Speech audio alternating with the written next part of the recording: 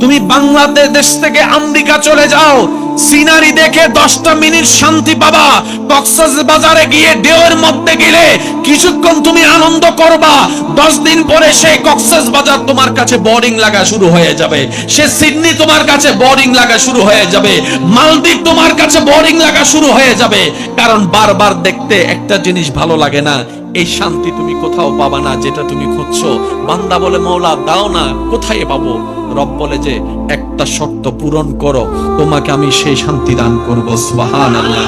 তুমি একটা শর্ত পূরণ করো, আমি তোমাকে সেই শান্তির সাগরে ভাসিয়ে দিব। তুমি একটা শর্ত পূরণ করো, মাথার উপর ছাদ না থাকলেও বান্দা তোর মনে শান্তি থাকবেই থাকবে। সুবহানাল্লাহ। তোর ঘরে খাবার না থাকলেও শান্তি তোর অন্তরে থাকবেই থাকবে। বান্দা বলে, মাওলা আমি শান্তি খোঁজার জন্য ঘর বানিয়েছি, শান্তিটা পাই নাই, বিয়ে করেছি, শান্তিটা পাই নাই, সন্তান এনেছি, শান্তিটা পাই নাই, ব্যবসা করেছি, শান্তিটা পাই নাই, আমি রিক্সা ছেড়ে বাজারও গাড়িতে চলেছি, শান্তিটা পাই নাই। তুমি কি বলছো মাওলা, এগুলা ছাড়াও শান্তি পাওয়া যায়? রব বলে যে হ্যাঁ পাওয়া যাবে, পাওয়া যাবে। যখন আমি দিব, ঘরের উপর মাথার উপর ছাদ লাগবে না, তোর অন্তরে শান্তি লাগবে। বান্দা বলে, মাওলা শর্তটা কি?